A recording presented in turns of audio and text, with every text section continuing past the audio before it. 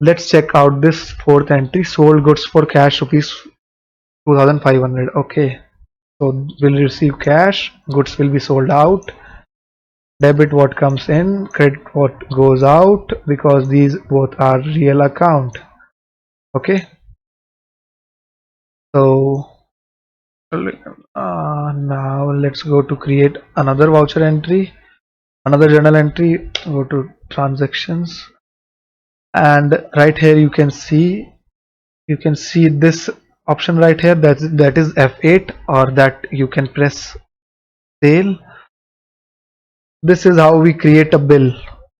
You can enter any reference number, that is, this is our first bill, 01, party account name, as we have sold it for cash, so there need not be any party account name, cash. Okay, so these are the in details of every bill that is generated, but we don't want to select them now. You can select if you want to get a more detailed bill. The sales ledger will be affected, yes. Okay, name of the item. Now, as it has told us that it has sold goods, let us see if we have some goods in our account. Okay, so it right here says spelling error, end of list. As we don't have any stock in our goods, we need to first create some stocks, because Tally doesn't know that we have some stocks. We'll go to inventory info, we'll go to stock items, and we'll create a single stock item. So let us name that item as microphone.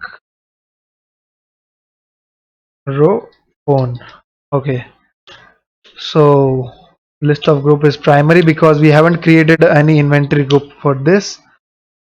Value, if you want to put value for that product, no, right now not.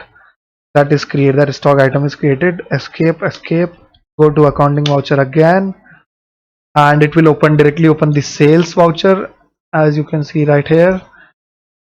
So enter your reference number, 01, party name is cash, as we have sold it for cash, sales, and then name of the item. Now if you choose